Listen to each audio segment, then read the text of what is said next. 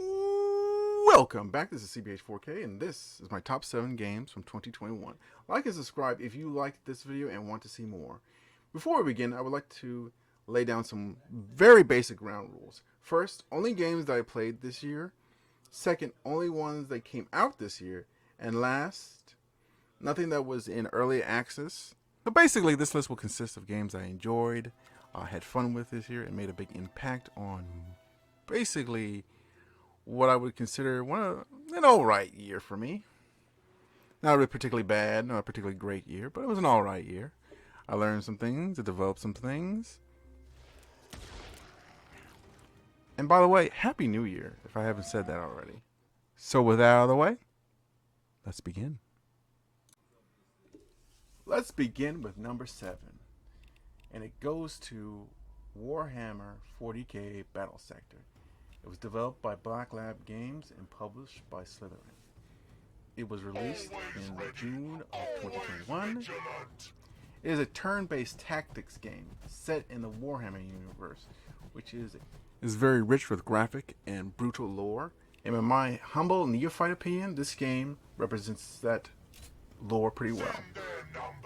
And the setting and just the whole package of the 40K universe.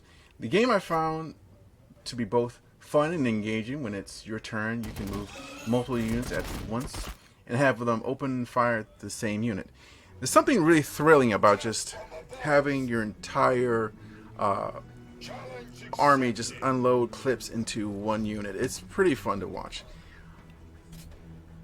If you're fast enough to pull it off, it takes a second or so to pull that off.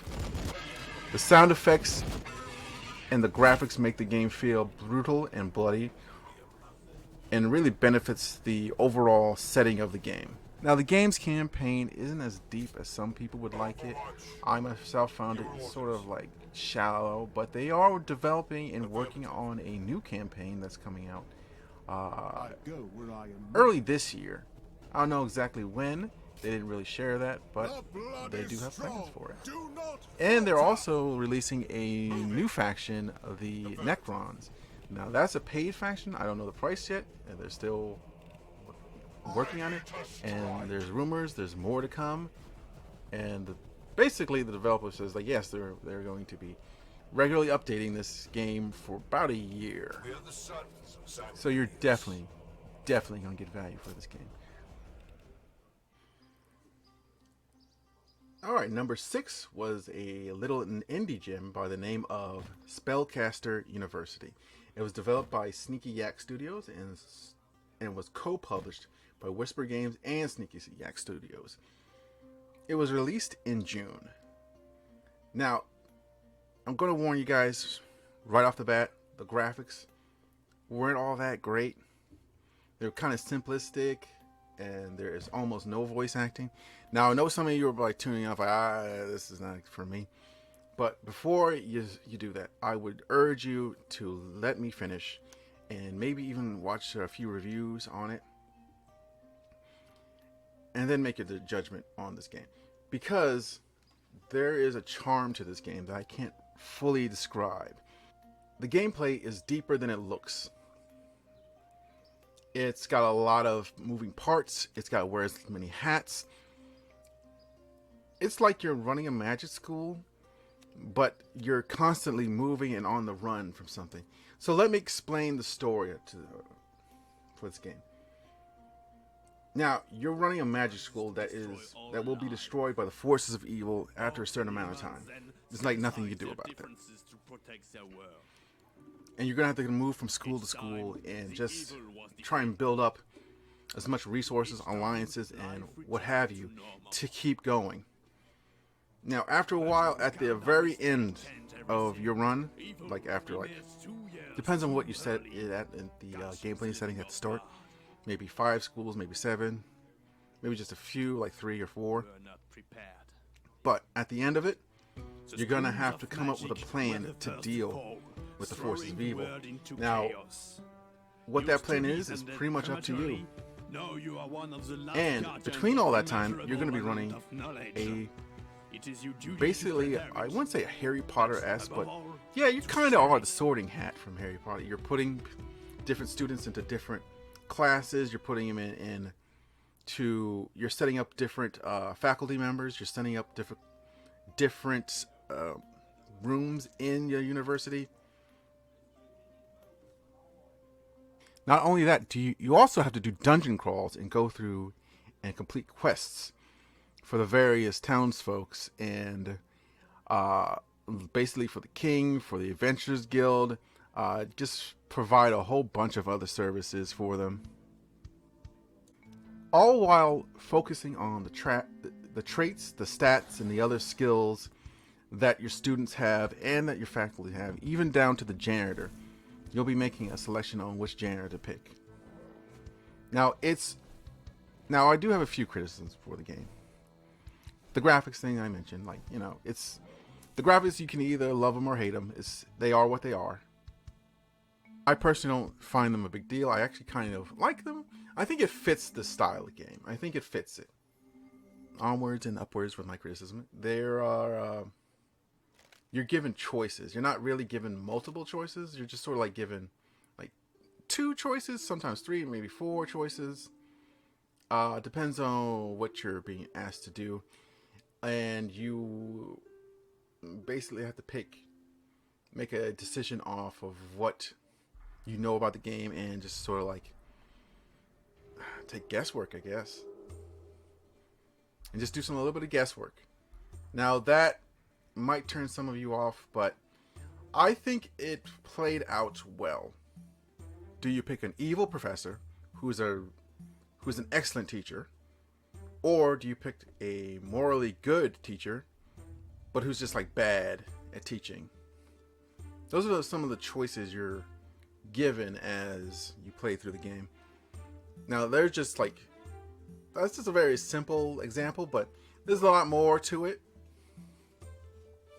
But overall, I felt that the choices they gave me were interesting. There's a bit of a card game aspect to it. I don't know if that turns you off as well, because it's a card game, and it's not really a card game. It's sort of like they give you the choices in card form, and you build mana up from your students completing tasks and learning in their classes and your teachers teaching. So you generate mana that enables you to make more cards so that you can build your school bigger. Like, for instance, if you teach a lot of light magic or a lot of dark magic, your students will generate a lot of light points or a lot of dark points, and then it'll enable you to build more light magic parts into your school. Or if your students just learn a lot of nature magic, they'll just build up a lot of nature mana for you to use to buy more cards, and the card price increases over time, so you're gonna have to try and build up as much as you can of that mana. Now you can also build up mana by just purchasing it with straight up gold, buying new rooms. Well, you won't buy new rooms. You'll be given a choice of 3 things. Now these can be rooms, they can be items that go in your university. It's a whole deep and interesting game. I hope you guys give it a chance, because I enjoyed it. Number 5 was released in June as well, and it was called Until We Die, which is a survival defense game by Pixel Eye Games. It's about exploring the surrounding area, building up your defenses to fight off the mutants of a post-apocalyptic future, and your best defense will keep them from tearing down the defenses, will keep them from tearing down your base. And basically, you had to learn about combat, resource management, and build order just to stay alive. I enjoyed the struggle that this game put forth. The graphics and soundtrack were excellent, made the game have a fun, epic style mix with a dread of the oncoming storm of a massive mutant assault that happens every few days. The first one comes in 7 days, and that is intense. You have to be ready for that because they'll send new variations. I should say variations, new mutants at you that you probably never seen before. The only real criticism I would have for this game is that it basically doesn't really forecast to you what you should be doing from moment to moment to set up your base, to set up the proper units to help defend against it. It sort of lets you do things by trial and error. Now, I know some people don't really like that, but I'm okay with a game that teaches you by trial and error. It's a limit, though, to that. That's why it's not that high on this list. It would be higher if I knew more about the game going in, and maybe if I had a better understanding of the concepts in this game. But it's sort of my own shortcomings that's like kept this from being high on the list. And overall, I think it's a great game. I really do think you should give this one a shot if you find that you're in the need for a game like this.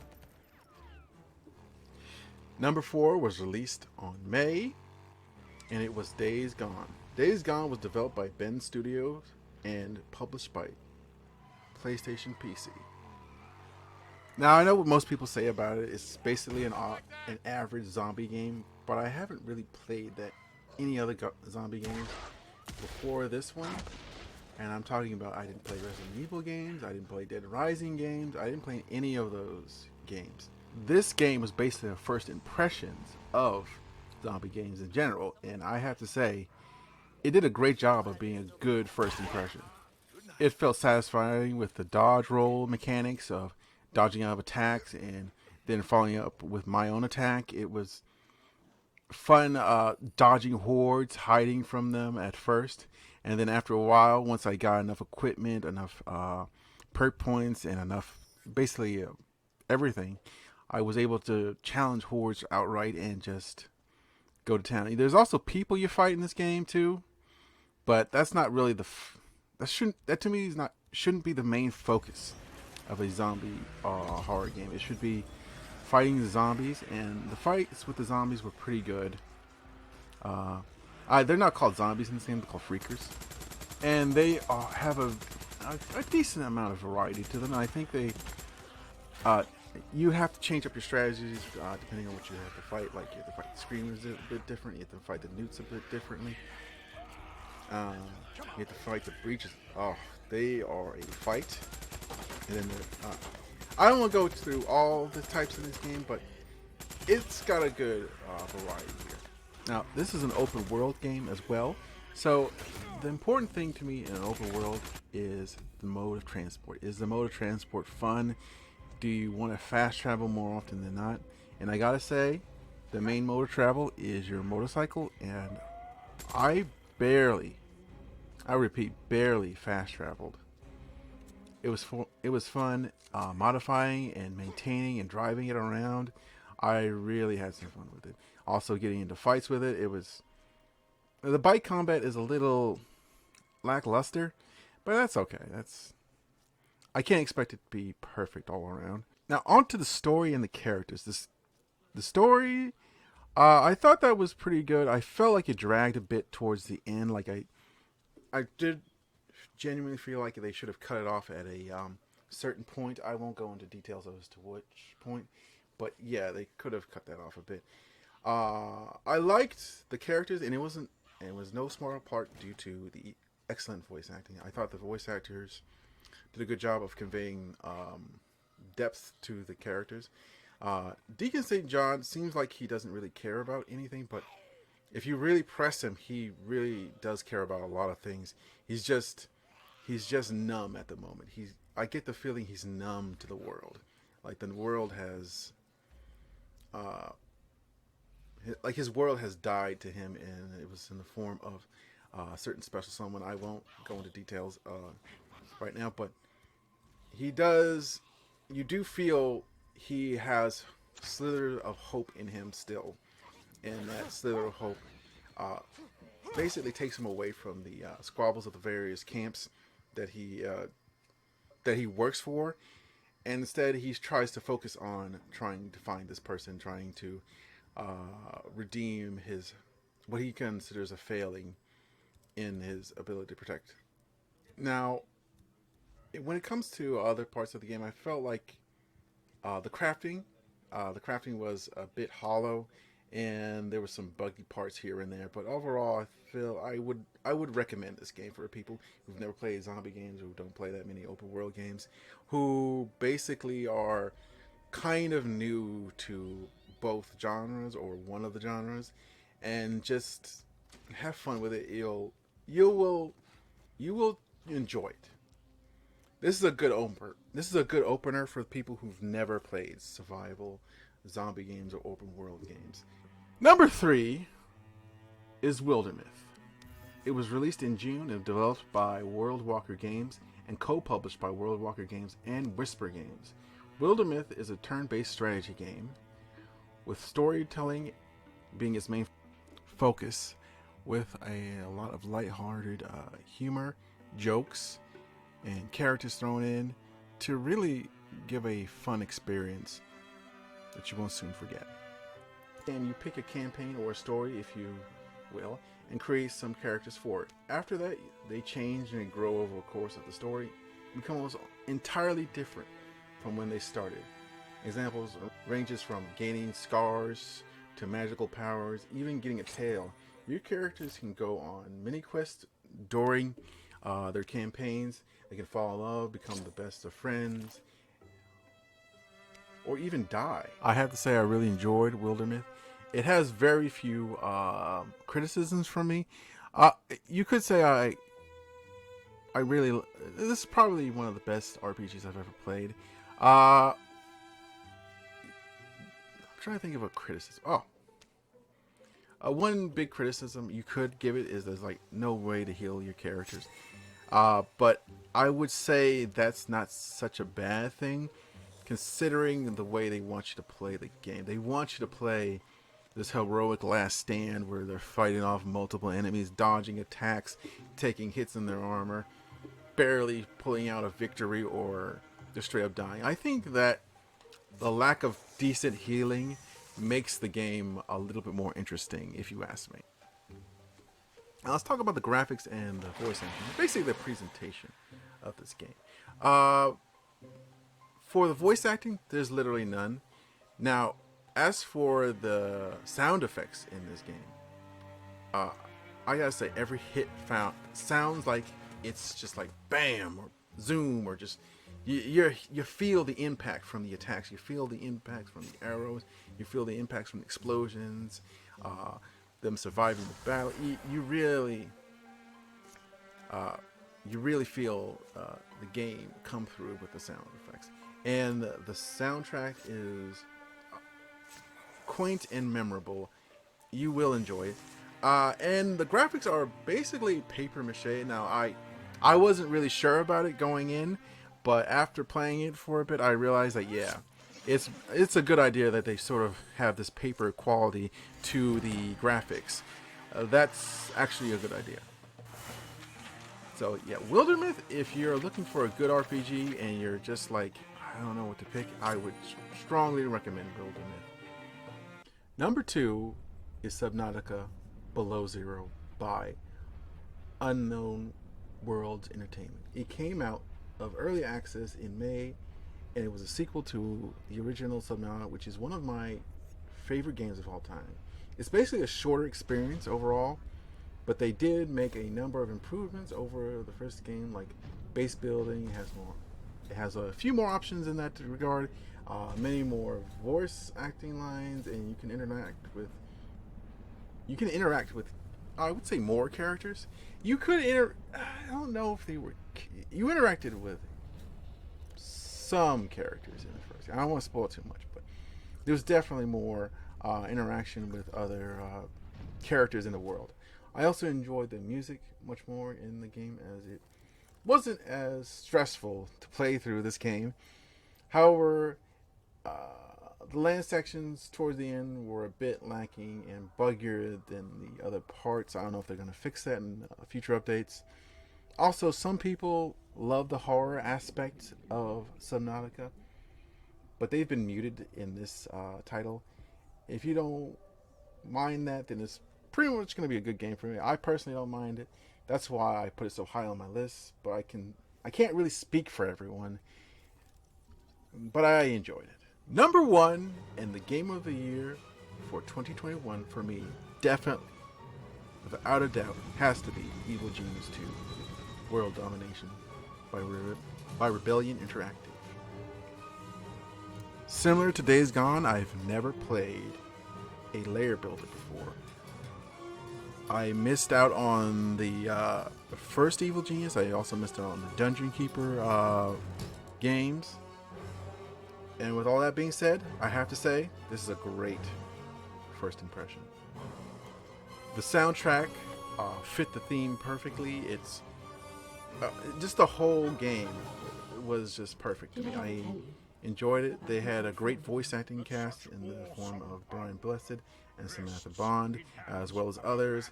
The gameplay was fun. It was a huge time sink. I lost hours to this game without even realizing what I was doing.